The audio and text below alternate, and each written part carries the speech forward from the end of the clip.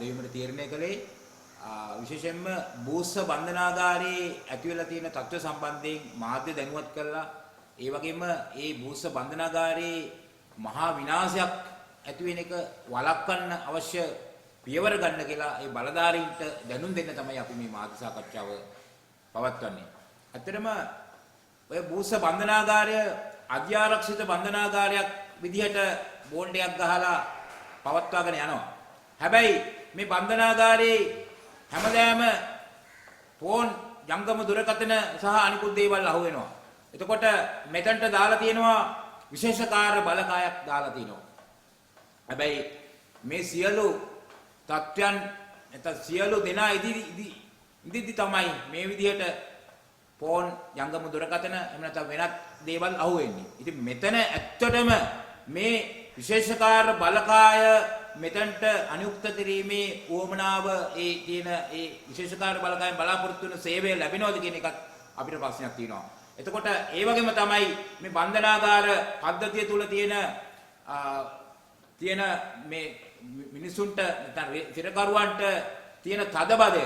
එතකොට මේ බන්ධනාගාරෙත් ඒ විදිහටම තියෙනවා. ඉතින් මේ පසුබිම තුල තමයි මේ සිදුවීම වාර්තා වෙන්නේ. මේ 16 වෙනිදා මේ බන්ධනාගාරයේ සිරකරුවන් කීප දෙනෙක් ඒ ඩී වාට්ටුවේ වහරේට නැගලා ඒ විරෝධතාවයක් ඉදිරිපත් කරනවා. දැන් මේ විරෝධතාවයට හේතුව රජය කොයි වෙලාවකවත් කියන්නේ නැහැ. ඒ වගේම තමයි මේ විරෝධතාවයට හේතුව ඒ බන්ධනාගාරයේ මාධ්‍ය ප්‍රකාශක හරි එහෙම නැත්නම් ප්‍රධානියා හරි රජයට ජනතාවට කියන්නේ නැහැ. ඉතින් එතනත් ඒගොල්ලෝ නිවැරදි වෙලා සිරකරුව වැරදි කියන අදහස් තමයි සමාජගත කරන්න බලාපොරොත්තු වෙන්නේ.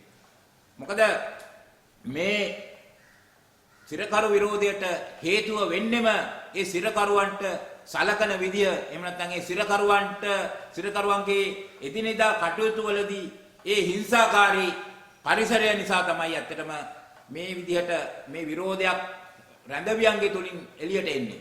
ඉතින් ඔය 16 වෙනිදා සිද්ධියේදී මේ Tamanට ආහාර පාන ලබා දීමේදී ඒ ඇතිවෙච්ච තත්වයක් එහෙම නැත්නම් ඒ සිරකරුවන්ට හරියාකාරව ඒවා නොලැබීමේ තත්වයක් ඒ වගේම ඒ નિયમિત වේලාවට Tamanට බඩගින්න ඇතිවෙච්ච වේලාවට කෑම නොදීමේ තත්වයක් තමයි මේ විරෝධතාවයට හේතු වුනේ. ඉතින් මෙතනදී බන්ධනාගාරය හැමදාම කරන විදිහටම තමයි කටයුතු කරේ. මොකද්ද මේ අයට කන් නොදීම තමයි.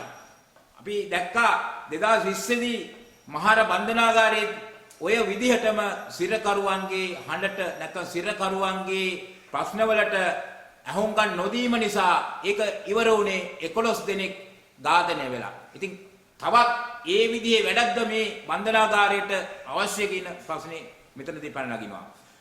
ඒ වගේම තමයි දෙගෙන් දෙකටම මේ බන්ධනාගාර මේ බූස්ස බන්ධනාගාරයේ සිරකරුවන් ඉන්නේ ඉතාමත් ආතතියෙන් එහෙම නැත්නම් ඒ සිරකරුවන් ඉතාමත් නොසන්සුන්තාවකින් තමයි ඉන්නේ.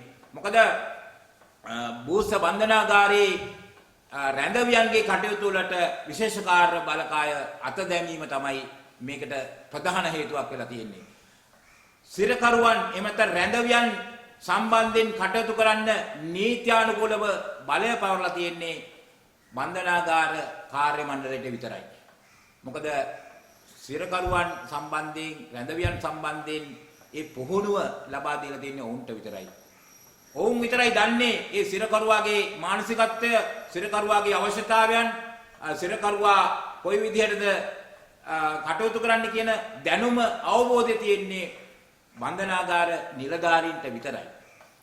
ඉතින් මේ කටයුතු විශේෂකාර්ය බලකායට පැවරීම තුළ අනවශ්‍ය ගැටලුවක් මතු කරලා තියෙනවා. අනවශ්‍ය ගැටලුවක් ඇති කරලා තියෙනවා. ආරක්ෂාවේ මුවාවෙන් තමයි මේ සියලු දේවල් වෙන්නේ. මොකද විශේෂකාර්ය බලකාය හැමදාම යුද්ධයට පුරුදු වෙච්ච එහෙම නැත්නම් හතුරට විරුද්ධව කටයුතු කරන අංශයක්. මොකද ඒ මානසිකත්වයෙන් තමයි විශේෂකාර්ය බලකාය මේ බන්ධනාගාර තුල කටයුතු කරන්නේ. මොකද බන්ධනාගාර තුල හැබැයි හතුරෝ නැහැ. බන්ධනාගාර තුල ඉන්නේ රඳවියෝ. ඉතින් නමුත් හතුරෝ කියන ආකල්පයත් එක්ක කවුරු හරි වැඩ කරනවා නම් එතන සියලු දේවල් වල මේ විනාශයක් තමයි අපිට බලාපොරොත්තු වෙන්න වෙන්නේ.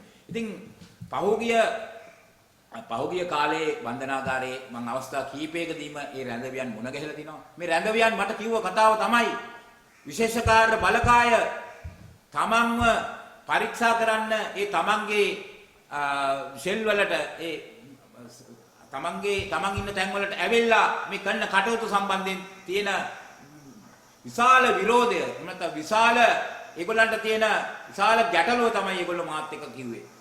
විශේෂකාර්ය බලකාය තමන්ගේ ඒ සිරකොටියට ඇවිල්ලා ඒ පරීක්ෂා කළා ඒ සියලු දේවල් අවුල් කළා තමන් පිළිවෙලට තියාගත්ත ඒ රෙදි සහ අනිකුත් තමන්ගේ පුද්ගලික බඩුබාර ආදී අවුල් කළා යන විදිහක් ඒ වගේම තමයි තමන්ට ව්‍යායාම කරන්න තියෙන ඒ ඉදිරියේ තියෙන පොඩි බිම් කඩ හාරලා උදැල්ලු ගෙනල්ලා හාරලා ඒ පස්කොඩ එහෙම්මම තියලා යන විදිහක් එතනින් එහාටත් මේ විශේෂකාර්ය බලකාය මේ රැඳවියන්ට විවිධ තර්ජන කරමින් මේ තියෙන වීණියා පරීක්ෂා කිරීම කරන බව තමයි වුන් කියා සිටින්නේ.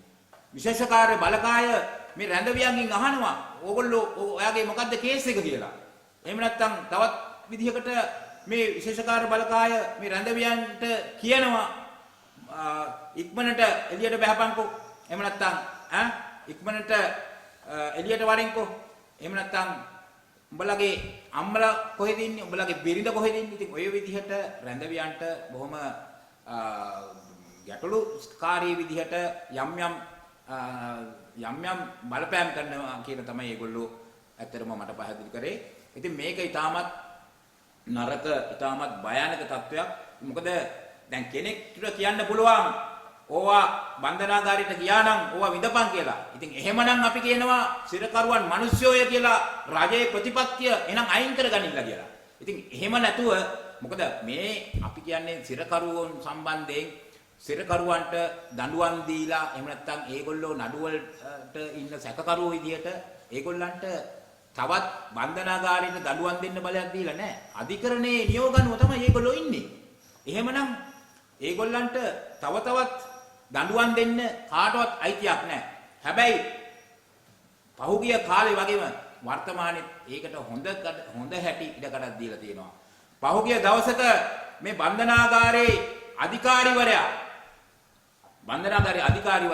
බන්ධනාගාර කොමසාරිස් ජෙනරාල් වරයාගෙන් ඉල්ලීමක් කරනවා.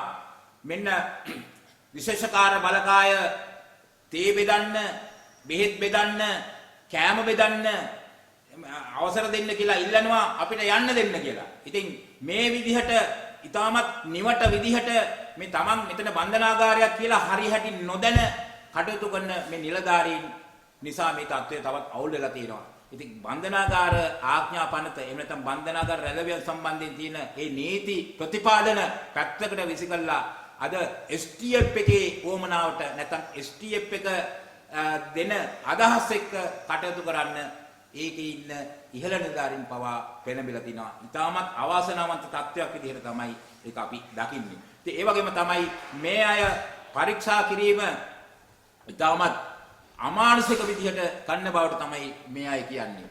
මොකද මේ අය ස්කෑන් කරනවා කාර්යාලයට ආවත් ආය යනකොට ස්කෑන් කරනවා. නඩුවකට ගිහිල්ලා යනකොට නඩුව 4කට යනවා නම් 4 පාරක්. ඉතින් ඔය විදිහට රැඳවියන් පරීක්ෂා කිරීම කරනවා. ඉතින් අපි කියන්නේ පරීක්ෂා කරන්න එපා කියලා නෙමෙයි. නමුත් මේ සියලු කටයුතු බන්ධනාගාර නිලධාරීන් එහෙම නැත්නම් බන්ධනාගාර කාර්ය මණ්ඩල තුලින් තමයි වෙන්න ඕනේ. එහෙම නැත්නම් විශේෂකාර්ය බලකාය මේ විදිහට මැදිහත් වීම තුළ මේ තියෙන නොසන්සුන්තාවයට පිළිතුරු ලැබෙන්නේ නැහැ. නොසන්සුන්තාවය වැඩි වෙලා තවදුරටත් විශාල විනාශයක් වීමේ ඉඩකඩක් තමයි තියෙන්නේ. ඉතින් අවසාන වශයෙන් මම කියන්න කැමති බන්ධනාගාරයේ තියෙන විශේෂයෙන්ම මේ බූස්ස බන්ධනාගාරයේ මේ தত্ত্বය නවත්වන්න කටයුතු කරන්න ඕනේ බන්ධනාගාර බලධාරීන්. අපි ඇමතිතුමාටත් කියනවා, ඇමතිතුමා අපිත් එක්ක සාකච්ඡාවේදී කිව්වා එයාගේ අදහස බන්ධනාගාර අරින එක නෙමෙයි බන්ධනාගාර වහන එක කියලා. ඉතින් ඒක හොඳ අදහසක්, හොඳ ප්‍රතිපත්තියක්. හැබැයි මේ විදිහට යනකොට එතුමාට බන්ධනාගාර වහන්න නෙමෙයි බන්ධනාගාර අරින්න වෙන්නේ. මේක රටටම ලොකු ප්‍රශ්නයක් වෙනවා. මොකද වැරදිකාරයෝ කියලා එහෙම නැත්නම් සැකකාරයෝ කියලා මේ ආකාරයේ වද කඳවුරු ආකාරයෙන් පවත්වාගෙන යන ස්ථාන සම්බන්ධයෙන් අපිට සතුටටපත් වෙන්න බෑ. මොකද නීතිය ක්‍රියාත්මක කරන්න කියන එක තමයි වෙන විදිහකට කියන්නේ. මොකද නීතිය අද පැත්තකට තියලා වෙන තමන් හදාගත්ත නීතියක් මත කටයුතු කරන නිසා තමයි ඇත්තටම අපි මේ සිද්ධිය එහෙම නැත්නම් මේ තත්වයට අපි මැදිහත් වෙන්නේ. ඉතින් අපි ඉදිරියේ බලාපොරොත්තු වෙනවා මේ විශේෂකාර්ය බලකායේ මූලිකත්වයෙන් මේ රැඳවියන්ගේ කටයුතු සම්බන්ධයෙන් කරන මේ අනවශ්‍ය අතගැසීම් අතපෙවීම් සම්බන්ධයෙන් ඒ අවශ්‍ය නීතිමය පියවර ගන්න අපි බලාපොරොත්තු වෙනවා. මොකද අපි කියන්නේ රැඳවියන් සම්බන්ධයෙන් බන්ධනාගාර ප්‍රතිපත්තියේ තියෙන්නේ කස්ටඩි කෙයා කරෙක්ෂන් කියන එක. එහෙම නැත්නම් රැඳවියන් සම්බන්ධයෙන් ඒ පුනරුත්ථාපන කියන ඒ වගකීම තියෙනවා. ඒ වගකීම ඉටු කරන්න ඉන්නේ කවුද? බන්ධනාගාර නිලධාරීන්. එතකොට ඒක ස්ටෙප් එක ගන්නවා කියන්නේ හරියට බල්ලගේ වැඩේ පූර්වා කරනවා වගේ. ඉතින් ඒ හින්දා අපි කියනවා ඒ විදිහට කටයුතු කරොත් මම හිතන්නේ මේ රජයටත් විශාල ප්‍රශ්නයක්. මම හිතන්නේ රජයේ ප්‍රශ්නේ ගණන් ගන්න නැද්ද මන් දන්නේ නැහැ. මොකද අපි පහුගිය කාලේ දිගටම කිව්වෙත් බන්ධනාගාර 1-4ක් කලින් මේ ඉතාමත් මේ පහුගිය කාලේ තිබුණා 1-3යි. හැබැයි දැන් 1-4ක වගේ සෙනගක් ඉන්නේ 10500ක් දාන්න ඕන බන්ධනාගාර පද්ධතියේ දැන් 39000ක් පන්නලා 39700ක් ඉන්නවා. ඉතින් 40000කට ආසන්න ප්‍රමාණයක්. ඉතින් මේ විදිහට මේ විදිහට රැඳවියන්ව එමෙතන සිරකරුවන්ව රඳවා තබා ගැනීම ගැන අපිට එකඟ වෙන්න බෑ. මොකද මේ රටේ පුරවැසියන් ඒ වගේම රජයේ ප්‍රතිපත්තියක් තියෙනවා රැඳවියන් සම්බන්ධයෙන් කොහොමද කටයුතු කරන්න ඕනේ කියන එක. ඉතින් රැඳවියන් සම්බන්ධයෙන් පහුගිය කාලෙම විශේෂයෙන්ම ඒ දේශපාලන නායකත්වයෙන් පිරිස් කතා කරන්න ගියෙත් නැහැ. ඒගොල්ලෝ ගැන කිසිම ඒගොල්ලන්ගේ සුබ සාධනය සම්බන්ධයෙන් යම්කිසි පවතින තත්ත්වයට වඩා යම්කිසි විදිහකට වැඩි දියුණු කිරීම සම්බන්ධයෙන් එහෙම කතා කරපු නැති කාලයක් පසුගිය කාලේ තිබ්බා. ඉතින් ඒ කාලේම දෙගුවක්ද කියන ප්‍රශ්නයක් අපිට තියෙනවා. ඒ හින්දා වහාම මේ සම්බන්ධයෙන් මැදිහත් වෙන්න කියන එක අපි මේ අවස්ථාවේදී බන්ධනාගාර ඇමතිතුමා ඇතුළු ඒ රජයේ බලධාරීන්ගෙන් ඉල්ලා සිටිනවා. මොකද එහෙම නැත්නම් විශාල විනාශයක් ඉතාමත් ආසන්නයි කියන එක තමයි